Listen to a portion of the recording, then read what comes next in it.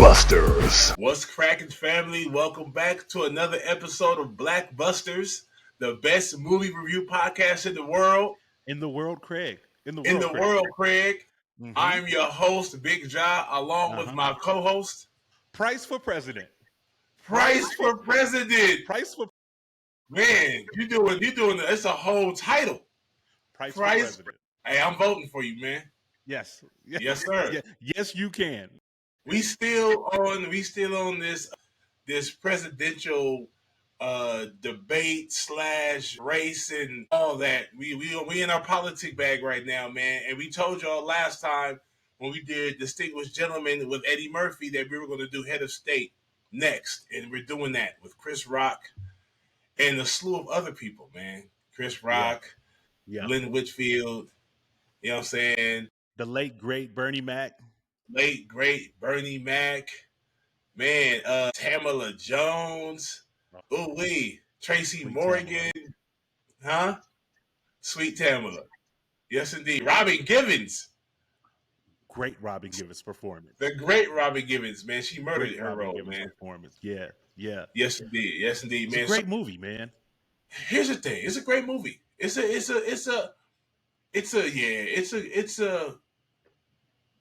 a great movie.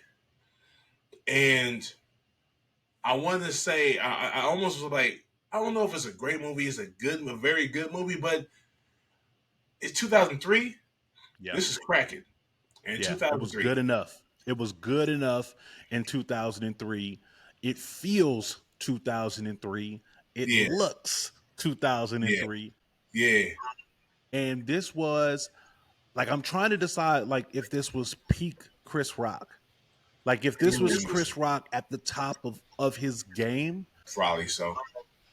I mean, I feel like the stand-ups, like you know, Bigger and Blacker, like, I feel like his stand-ups were his moments, but those stand-ups, don't happen, then he doesn't get a chance to do this specific movie. Right. But this is when Chris Rock was definitely tuned to the streets and had a frequency with both black and white audiences. Yes. And he had something to say in this movie. He did. It goes to show you exactly what you said, that I think this was peak Chris Rock because he could do what he wanted. He wrote this movie along with, he wrote the film along with, who is it? Ali Leroy. Ali Leroy. Yeah. Yep. He directed this movie. So this was his film. This was like, I got a movie. It's called Head of State. I'm playing the alderman that's going to run for president. That's Mays Gilliam. To run for president. My name is going to be Mays Gilliam. Mm-hmm. And they were like, okay, Chris, you got a script? Yeah, I do. Me and Ali wrote it. And they made it. I think it was a success. So I think this movie was clear. It was concise. It was goofy. It was funny. I think he did what he was supposed to do with this film. Yeah. You know, and I think it pushed his career. I think he did a good job. I think he did a great job. You know what I'm saying? For Chris Rock, and I'll get to that in a minute. When I say for Chris Rock, I'll get to that. I'll explain that in a minute. But Head of State is about a young man named Mays Gilliam. He's probably late 20s, early 30s, and he's an alderman in the hood area of DC. Mm-hmm. And he loves his people. People love him. Man of the people. Yeah. He's a man of the people. You know, he's in a struggling relationship with Robin Givens because he works so hard and he doesn't make much money. Robin Givens. Because she's Robin Givens. Because she's Marcus Robin Givens Givens. Didn't crack that. Mace Gilliam couldn't. Yeah. Right. For sure. Mace Gilliam and Marcus Graham are in two different tax brackets. Yeah, exactly. And neither one of them happy.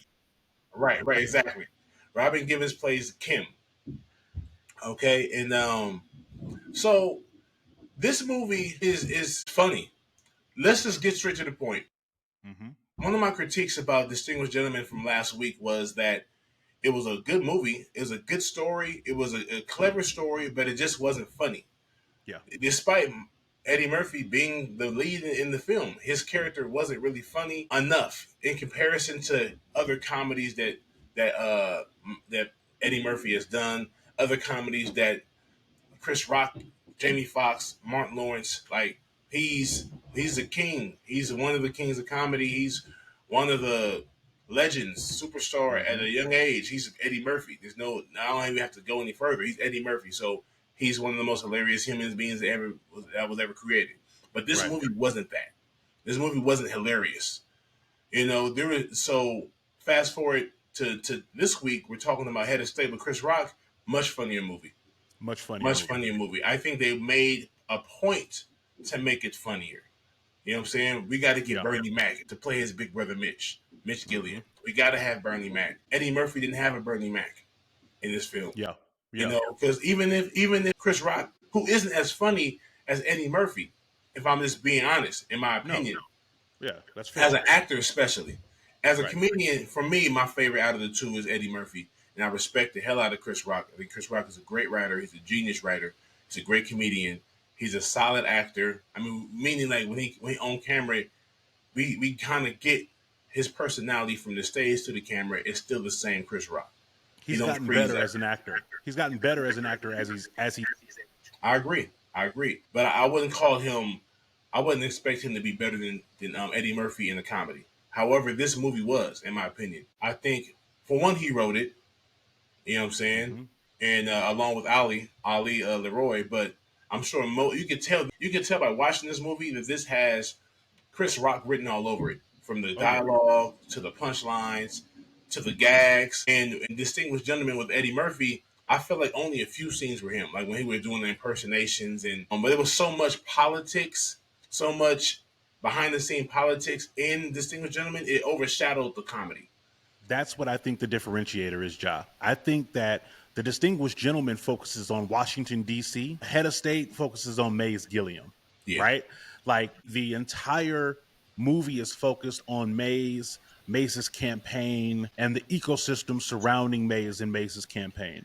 We get like very little to the end, like him actually, like his competition, the person that he's running against, kind of yeah, comes very little.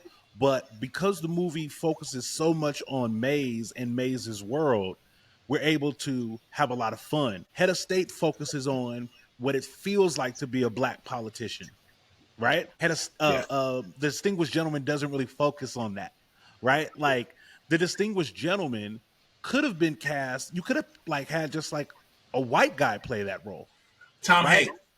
You could have had Tom Hanks play this You could Will Ferrell, you could have or had Matthew McConaughey, Matthew play, McConaughey. like whereas Head of State is focuses on like the true, like what if a black person ran for president. And Right, this is 2003. This predates Obama, right. right? So so the gag that of course he would get shot is there. The gag where he's got the white people crip walking, you know what I mean, Yeah, is come on. there. Like it's got those little gags that make you chuckle along the way. Yeah. And with Distinguished Gentleman, there was none of that. There was none of like you say, Eddie Murphy could have easily been a white guy. He could have been Mm-hmm. you know what I'm saying? Same thing with Beverly Hills Cop, Yeah, but we got more Eddie there. exactly. We got more. Axel Foley was so much Eddie in there. It was like he Mm-hmm. was. So we didn't get that much. Like, remember, I go back to that speech he did about the poultry. Yeah. That was an opportunity for him to really get his Eddie Murphy on as Mm-hmm. Thomas John Jefferson Johnson. Yeah. But he just said that there's those couple lines. I'll listen, and then sat down about y'all want to talk to me about poetry. I'll listen. But they should have wrote a speech for him for it to not make sense, but for it to be hilarious. Right. You know what I'm saying? What would it seem? What would it be like if this guy got on the podium and spoke and did a speech? What would it sound like? In So Head of State, our primary actor gets better as the movie progresses, right? Like Mays Gilliam finds his voice, and we get to watch him find his voice, and we get to root for him, right? Whereas Eddie in The Distinguished Gentleman, again, so much of his time in DC is being confused. Like he's not like in control. In many respects, he's being manipulated, right? right, He doesn't get a chance to seize control of the con until the end of the movie. And even then, we don't really get to see it all planned out. Like that's what he was up to the whole time. So I right, think the fact that Our main character in The Distinguished Gentleman is defanged the moment he gets to DC. In Head of State, Mace Gilliam only gets more and more power. And I think the fact that the movie focuses on Maze and him becoming comfortable with that ain't right speech. It's not right. That's not right. That That ain't right. shit Yeah. is wrong. Yeah, like Eddie doesn't have any of those moments in The Distinguished Gentleman. There's nothing to cheer for. There's nothing to get behind. Whereas like Head of State, even though it's corny in some places, at least you know what you're supporting and why. Right. Definitely corny. Everything, Ja, about Head of State in many respects is better. Like the romance in Head of State, significantly better than the romance. The supporting cast in Head of State, significantly better than the supporting cast in Distinguished Gentleman. Yes. It's just a better movie. It's a cornier movie. It's a cornier but it's a better movie. Head of State is more straight to the point.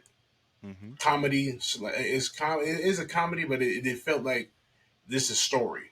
There was not many quotable moments in Distinguished Gentleman. Head of State is definitely a goofier movie, cornier movie, but way more quotables, way more scenes to watch. Yeah. Like when he walked up to the black butler or one of the black guys at the banquet, and he was like, "You don't know the song? You don't know the electric slide? What was the slide, right?" Yeah, that's what they were doing. He was like, "He had to do it. He do some dancing." Yeah, hilarious.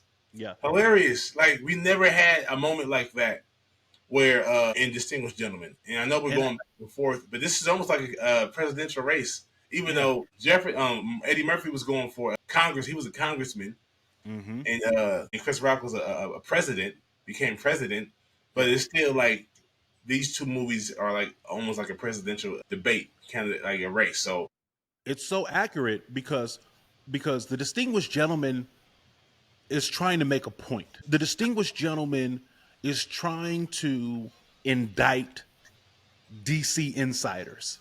It's trying to indict Washington, D.C. Head of State doesn't really have that deep of a point. It doesn't have a message, right? It's a what if movie. It's a what if black movie. Man from D.C. became president. The movie kind of focuses on two central themes that are established in like the two big speeches from Chris Rock. There's the iconic "That Ain't Right" speech, right? And then there's a speech at the final debate where, Mace Gilliam says, "God bless America." No, God bless America. No one else. No, God bless America and everybody else. Yeah. Right. And those are like kind of like the two kind of like moral points. But like really, Head of State is just really kind of about Maze's hijinks. There's the hijinks of him, learning to be president. It's goofy, it's funnier, but it's less like it has less of a message than The Distinguished Gentleman. And so I think in that respects, it's candy. Like it's always going to be a little bit funner because it lacks the nutrients because it's not really trying to be, that. But and the question is, no, you go, you got it. But the question is, Distinguished Gentleman was vegetables. Yeah. Right? But were they empty carbs, empty nutrients like corn? They don't have a lot of nutrients. And, it's like, because, it had a better message and it's probably better for you to think and this and the other. But did it really entertain you? Did it really make you want to see it again? Because we lost our focus off of Eddie. Because you can have a movie that's not candy. You can have a Malcolm X and it can be a classic. Right. You know what I'm saying? You can have a Schindler's List, and it's a classic. You know what I'm saying? You know what I mean? But like, it don't have to be a comedy. It can be. It don't have to be candy. But like, if it's good for you and good for if it's healthy and still good for you, I think Distinguished Gentleman was healthy. I love the message. You know what I'm saying?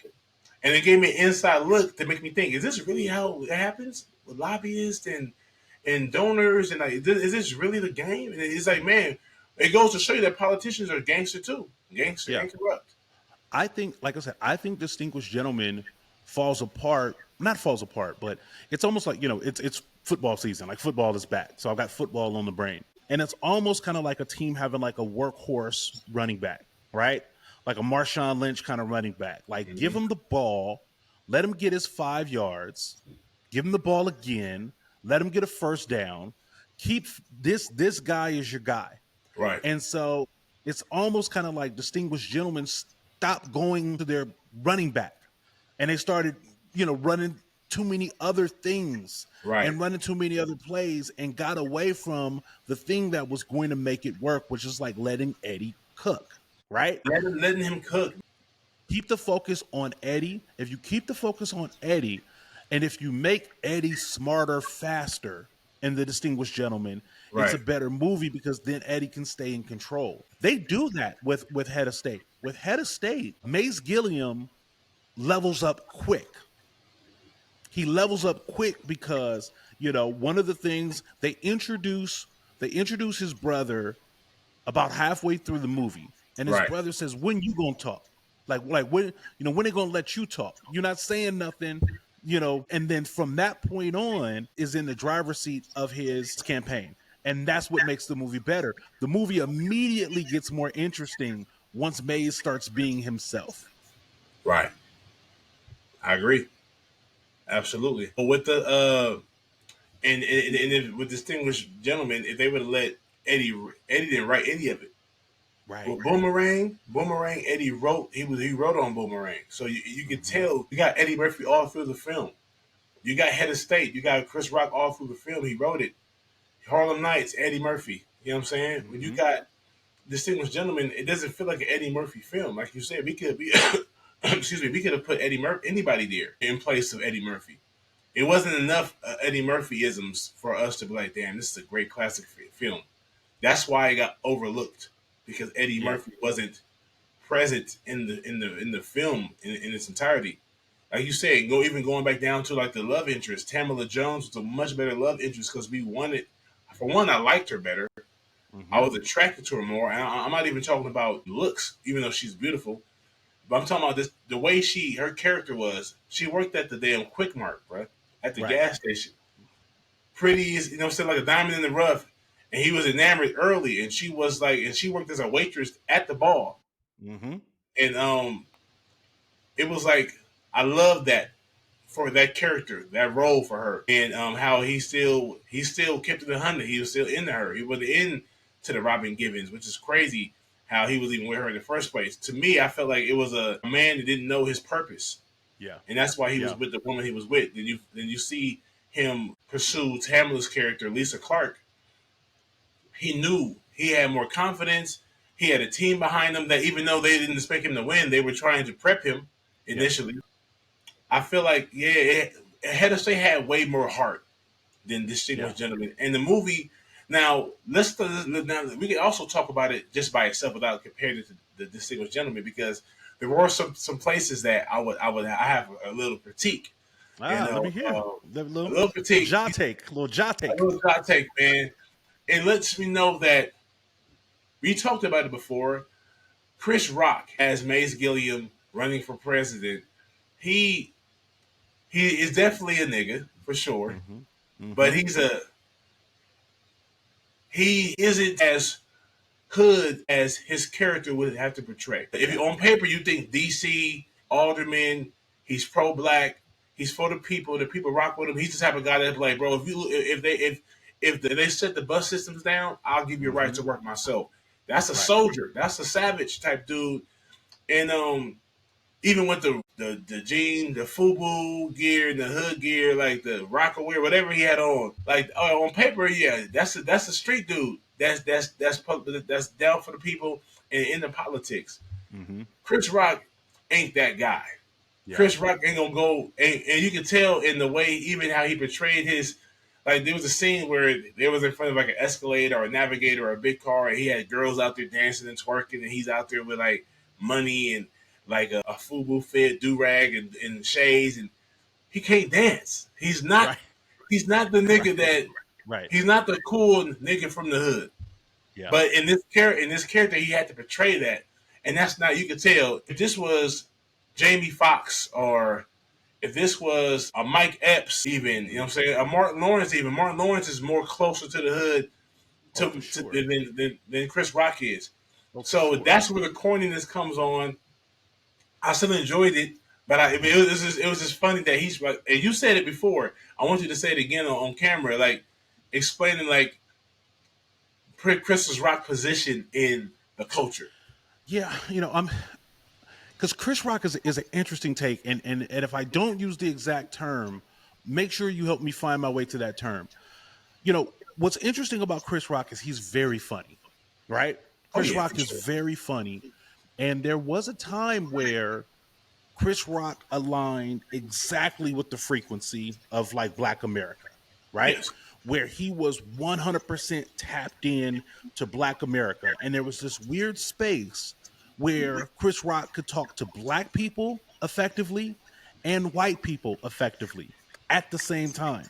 But it was only for this like teeny tiny little period because, in many respects, as Black as Chris Rock is, he's on the fringe of the culture, right? Like he's not 100% concentrated, right? Like he is, and he's not diluted, but it's just like you got to come from the source. Like how far are you removed from the source? Right. And I know that Chris Rock was raised in Brooklyn, but when you come from the source, there's just an authenticity that cannot be faked, right? So right.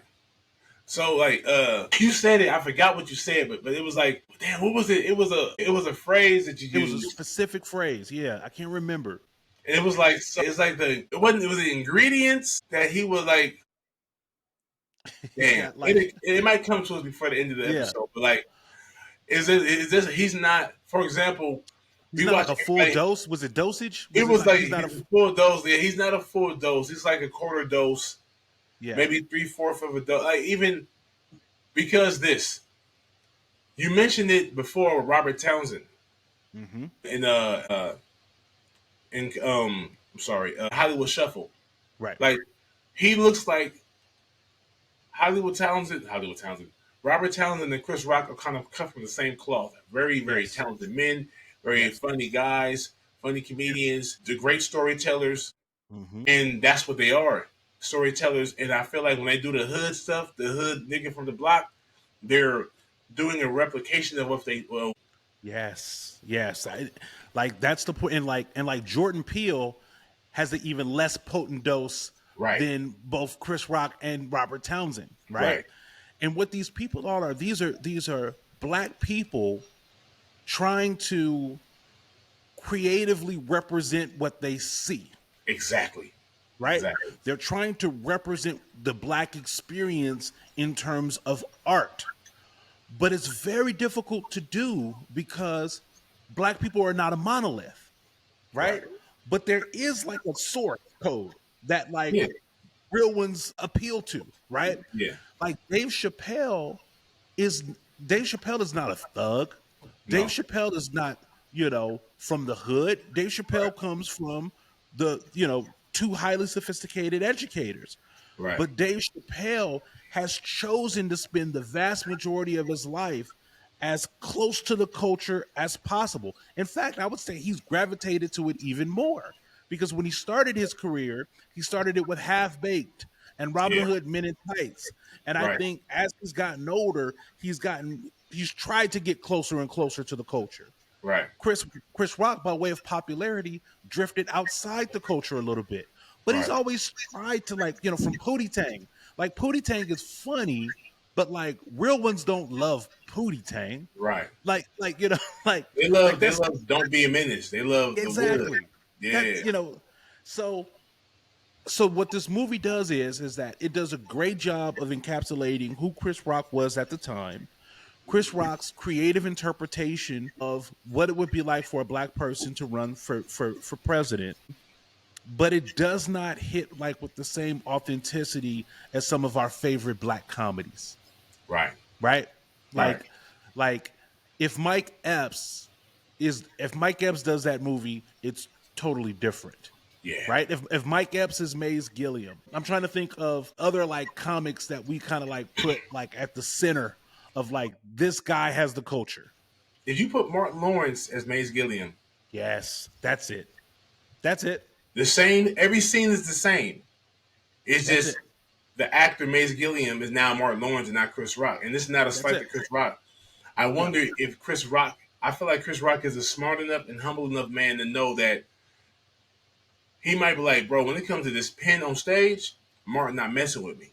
Or when Yeah. it comes to this acting, performing as an actor, I ain't messing with Martin. Martin's on a different level. I don't think that if the TV show was called Chris and not Mm-hmm. Martin, it would be as successful to the culture. But because Martin is the culture, you get no blacker than Martin Lawrence. Mm-hmm. I feel like Head of State is even a funnier movie. You know what It's I'm saying? perfect because Chris Rock knows that it's funny to show Yeah, images of the white people crip walking. Martin knows to add a scene of Martin laughing at him, right? right. Because that's what we would do. We look at these white motherfuckers crip walking, You right? know what I'm saying? Yeah, He all like that. he. I think what's interesting is that there's a charm that Martin has that like I'm not sure Chris Rock has, right? Yeah, And I think like because Martin is so much more charismatic, it would come across a lot more authentic than what Chris did. And this is not a knock against Chris because to your point, we both like this movie, and oh this yeah. movie is got Chris Rock's fingerprints all over it. And I think people that like this movie love this movie, Mm-hmm. but the opportunity for it to be an even better movie was there with I think a stronger leading man. Right. That's I the that's think the, I think that's what it is. And Chris Rock is like, if you had to put a movie, if you had a movie, unless Chris Rock is your favorite comedian, if you had a Mhm. movie like this, a distinguished gentleman, a boomerang, a head of state, a welcome home, Roscoe Jenkins, who are you going to pick as your lead? What comedian are you going to pick as your lead? It won't be Chris Rock. right. And I hope that that's just that I think if you're comparing it to making Head of State Bernie Mac's movie, Different movie. it's a different movie. It's a Making different movie. making Jamie Foxx Maze Gilliam. Yeah. Honestly, I promise you, and I hate to say this. No, I don't hate to say it. I'm gonna keep it 100. This is my opinion.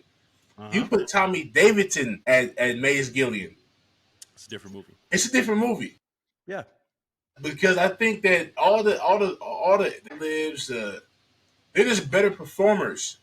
Better performers. That's what it is, Ja. You know what I'm Like saying? literally, that's because as you've been talking, I've been trying to like reconcile what we're saying to put it Yeah. in words that like make sense because I don't want it to sound like we're hating on Chris Nah. because we're not.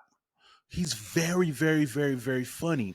But Mm-hmm. to your point, he is not as good as a performer as he is as a comedian. Yeah. He's much funnier than he is just performing. I love Chris Rock's stand up. Yeah. I'm not like a huge fan of Chris Rock as an actor, Right. right? Right. His acting is a little clunky and you can tell he's acting. Like at no point in time do you get lost and think that we're in a real place or Right. this is a real thing that's happening. And Right. that's a testament to the performance. Whereas, like you said, like a Martin Lawrence is a better performer. So Right. he's gonna perform like that ain't right speech. That ain't right. That's That way ain't more right. potent. It works because the words are awesome. Like the words that are on the page are perfect. Could that scene, as great as that is, have been performed better? Yes, Yes. 100%. Like Imagine. I just thought about something. Imagine Chris Rock playing Darnell in A Thin Line Between Love and Hate. it. That movie. That movie is Mhm. not going to do. Yeah, yeah. It's not going I mean, to. if you think about when Chris Rock did, I think I love my wife. Right? Like, let's not, no knock on Chris. Chris was a certified leading man in Hollywood for years Yeah. and had an opportunity to. I mean, Chris Rock was so popular, they started putting him in like action movies. Yeah. Right? Like, like that's how popular he was as an actor. But I think it was propelled by his popularity. And I think his popularity was because he was such an amazing stand up comedian. Right? Yes.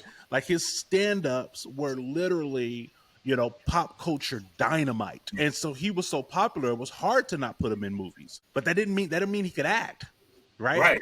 So when he's saying, "I think I love my wife," like it's not a strong performance as an actor. As an actor, I'm gonna say this to give him back his flowers.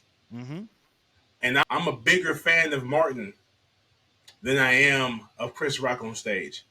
But Chris Rock, in a grander scale, a overall, or a crossover, he has a charm on stage that he doesn't really have on camera. Yes, 100%. You know what I'm saying? 100%. And Mark Lawrence has a great charm on stage as well, and even bigger charm on camera. Yeah, he's a much bigger superstar actor than he would be as a stand-up comic, and he's a great stand-up comic. You are hitting it out of the park. But Chris Rock might flourish more on, and he can still tap into the culture and still be crossover. Yeah. And I think Mark Lawrence can be crossover too, but I don't think his personality cares to be. His demeanor, his charm on camera, on stage doesn't care to cross over like his earlier years. I've been watching Mark Lawrence. Yeah. I seen him perform on Comedy Central years ago, and he was much more milder. Much more Martin Lawrence, didn't need, he was so popular that the power of his celebrity was going to cross over anyway. Right. Like if we look at Nothing to Lose, like Nothing to Lose is Martin's like crossover era. You know, Black Knight, crossover era. Blue Streak. Because he was that popular. But he was every bit as charming as he was in the Martin Lawrence show. Like that was Martin. And he was good. And he was a good actor. Good physical actor. Great in Bad Boys. Just great in everything. Martin is just great in everything. And you're right. Like, you know, there's a fish out of water nature to Chris Rock, which is he has all the comedic chops to sit on stage. Like I saw a thing once, it was like an SNL reunion, and it was Chris and Eddie was there, and I think a couple of other like great black comedians were there. And it was obvious that the one like that Chris Rock was not the oddity, but he's the one that like the cool came hardest to him. Yes. Like it's not endemic to him. It's not natural to him.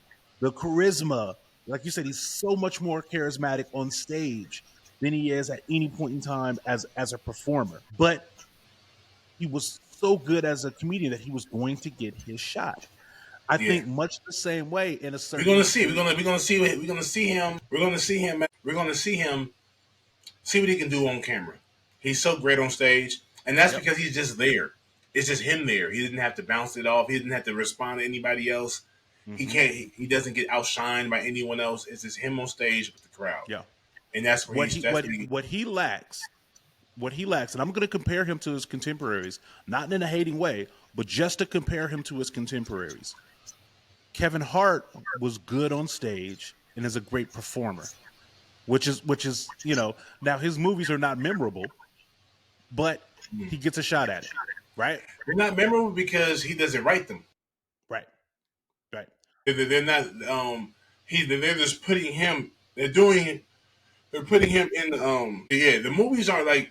His best movie, like Paper Soldiers, is more of him than anything else. Like Jumanji, nah. It's funny because he's funny, but they're like, what's the other shit he did with The Rock, the Central Intelligence? Yeah, Central Intelligence. He starts doing movies like Harlem Nights, like more culturally powered movies, Like isn't that new one on Amazon? Yeah, you gotta check that one out. That's gonna be something. You know what I'm saying? With Terrence, it's like Don Cheadle, Terrence Howard, Samuel Jackson, I believe.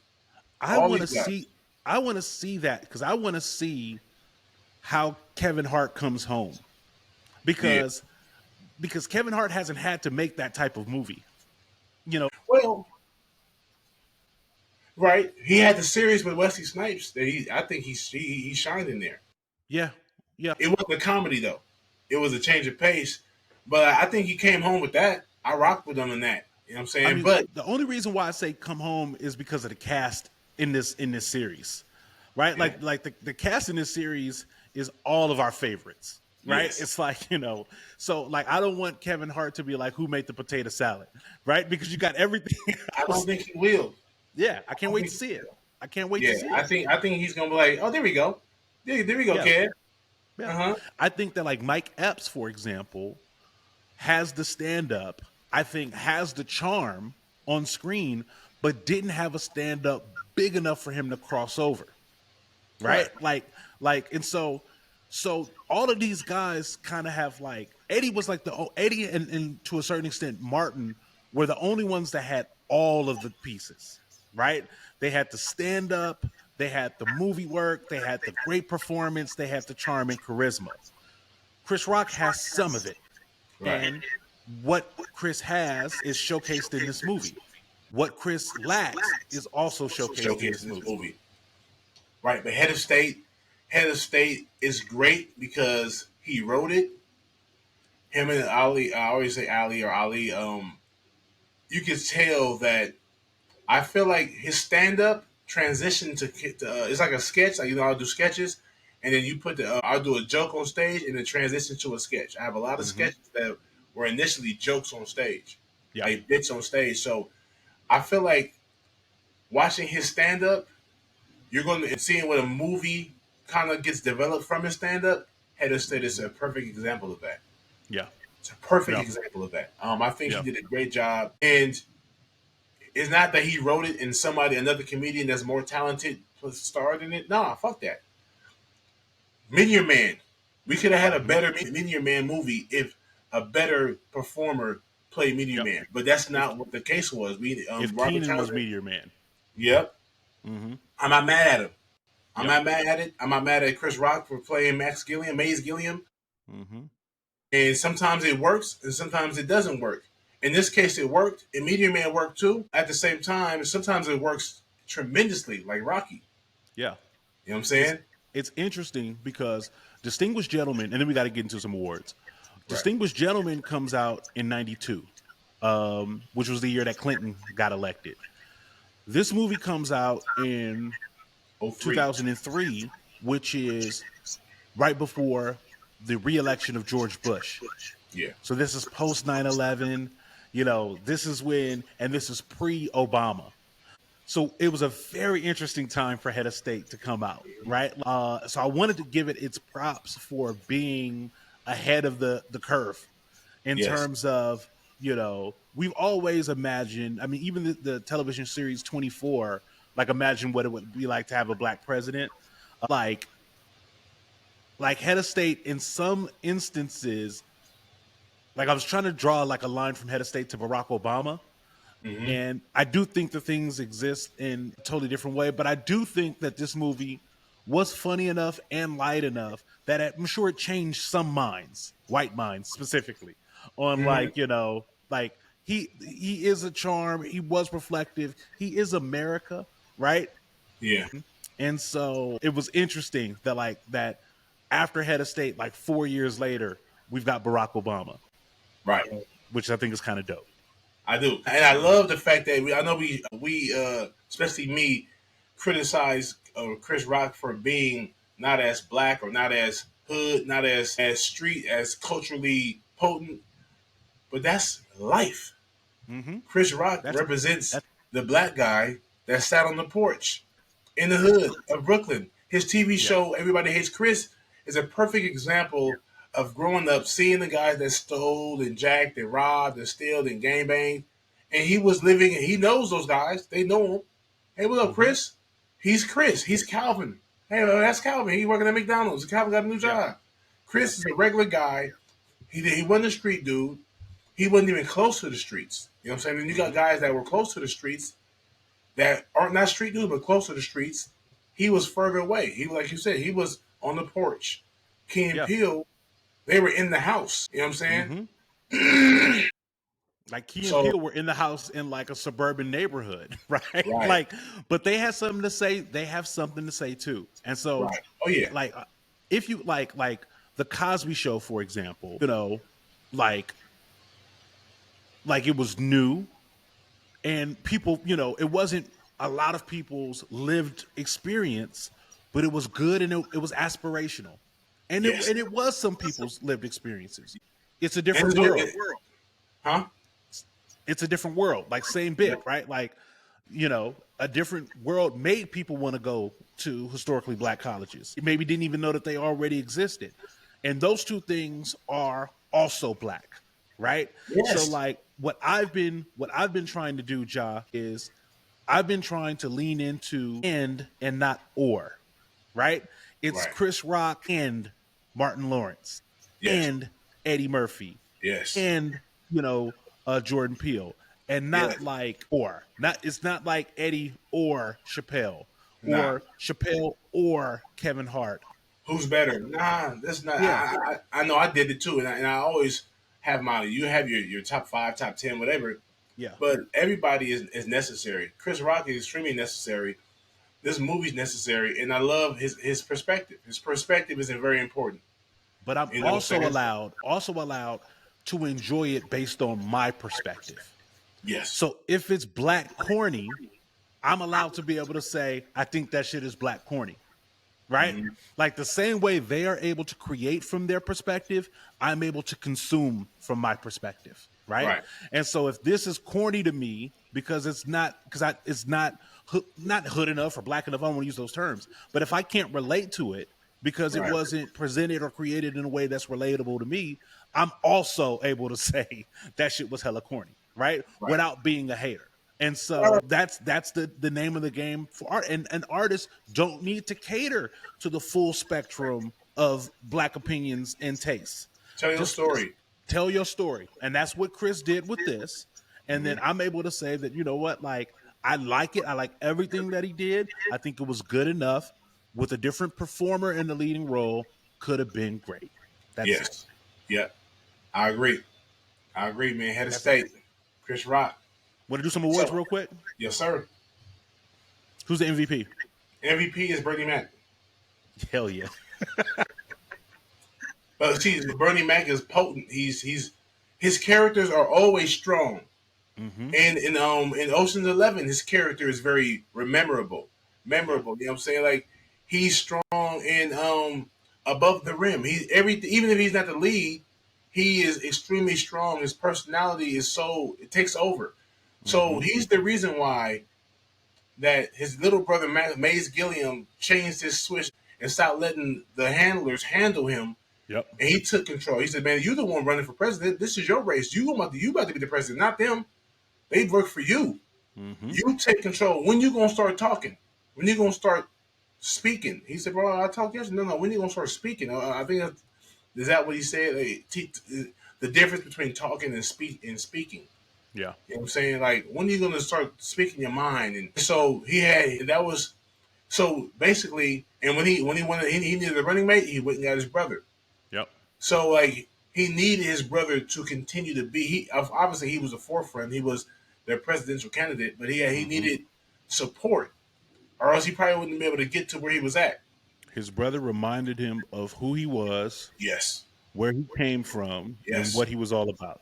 And that fighting, that punching thing that they do every time they see each other, that's to toughen him up. Remember, man, you a Gilliam, bro. Yep. We fight. It's like the wake up call. Yeah. Like, it's the wake up call. You know what I'm saying? Who's your LVP? I'll tell you who mine is. Go ahead. For me, the LVP is the guy he was running against, Brian Lewis. Yeah. I mean, I know like the movie is about Mays, but like I always knew that Mays was going to win. By looking at Bill Lewis, we knew he doesn't even look like a president. He looks like a vice president. Yeah. He looks like a congressman. He doesn't look important enough. He didn't look regal enough to be a president. And neither did Chris Rock. But that's the whole point of the movie. Yeah. The unexpected. The underdog wins. I needed him to do something like really funny or really shady. You know what I mean? Like, like I almost needed that character to be more charismatic than, like cast Christopher Walken into that. Yeah. Right? Like that, like somebody like Or, I know what'd you say? Or what's his name? Walt Whitman, the guy that played Breaking Bad. Yeah. Have him play that. Because he looks like a president, but he's silly as hell. Malcolm in the Middle, Dad. Yep. That would have been, you know what I'm saying? This guy, the only time he made me laugh when at the end when he lost, he was slapping out his party. I mean, slapping out his team. That was hilarious. Yeah. And then I know you are bored of mine. I know you are bored of mine. I know you are bored. That was funny. That was a good scene. That's the stuff that we didn't get in Distinguished Gentlemen. But Yeah. that was funny. But I agree with you, bro. We needed a big guy that looked more together. His performance was like this guy. There's no way Mace Gilliam can beat this guy. That's what we The needed. guy seemed to be kind of like weak from the beginning. Yeah. The fact that I know from like the middle of the movie on that Maze is going to win, like kind of takes a little bit of the mystery out. Like it would have been kind of cool to be like, I wonder if Maze did enough. Right? Yeah. Like, but the fact that it's just a foregone conclusion that Maze is going to win, better maybe executed plot would have had just some more time or some more performance from his competition to really cast doubt. To really cast some doubt on like who was going to win. Right, I agree. Okay, and then last thing, fists. 5 black fists to 1. How do you rank Head of State? I rank Head of State a strong 3. You know what I'm saying? And I say a strong 3 because I think I gave Distinguished Gentleman a 3 as well, right? Mm-hmm. Because it was still a good movie, just wasn't funny. It wasn't funny. And this was a funny movie, but it's definitely a 5 is a classic. A 4 is a very, very is a great movie. It was Class Act to me is a 4. No, I gave Class Act a 5. But let's just say Class Act was a 4. It's because it's funnier than Head of State. It's funnier more often than Head of State. Yeah. So I think Head of State is funny. It just has enough funny to be a 3. It's funny enough to be a 3. Yeah, exactly. So I'll give it a 3, and it's a movie I have to watch again. Oh yeah, not like I gotta watch this again, but like I want to see how people react to it. Yeah, I'm interested in seeing how they react to the gags, the punchlines, the jokes. I have brought the speeches up on YouTube regularly. Like I like the speeches. I like that ain't right speech. That ain't right. I like the God Bless America and everyone else. Like I like those 2 speeches, but other than that, like that's about it. And I love Tamala Jones always. Yeah, I love her everything she does. Even in the Brothers, where she was terrible, I hated her character. Her acting was great, but she was just one of them wives that you hate to watch. But she was great in everything she does. I love my wife, but if there was a Tamala running around this city when I was about 25, 26 years old, my wife might not have never caught me because there's something about the recipe that God used when He made Tamala. Yes, sir. That's my favorite. She's the girl next door. Yeah, that's stunning. Her energy is also her acting. What she brings every woman brings every person brings a certain type of energy to their character, and she has energy. There are certain, and I gotta go, but there are certain women that you see and you want to sleep with. Like the first time I saw Leela Rashawn, I wanted to smash.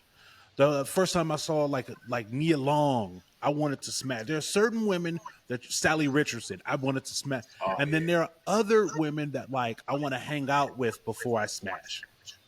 Right? Yeah. Regina King is one of them. Right? Pamela is one of them. Jones, Regina Hall is one of them. Hall. And like I want to hang with before I smash. Yeah. And she's one of them. Which can be dangerous because you mess around and lock that up. That's how you get married, son. You mess around and keep her around. That's how you get engaged. Yeah. But yeah, bro, I hate for us to cut it a little short, but we on a time crunch today. Yes, sir. So your boys got to bounce, man.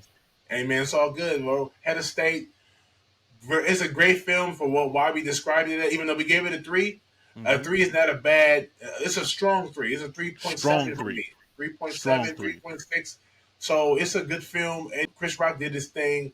I loved him in it, and he deserves his place in that garden. So just give him his flowers. Head of State, family. What y'all think about it? Or do y'all think our takes is right? Do y'all give it a 3 as well, or what do y'all give it? Go back and watch it. Head of State, Chris Rock, Bernie Mac. Check it out, Lynn Whitfield. And we'll see y'all next time, man. Be good or be good at it. I'm your host, Big Jalo, my co-host. Price for prayers. Price for prayers, man. And this is the episode. And this is BlackBusters, the best movie review podcast in the world. In the world, correct. And man, we out of here, man. Be good or be good at it. Be good or be good at it. Peace. Pew. BlackBusters.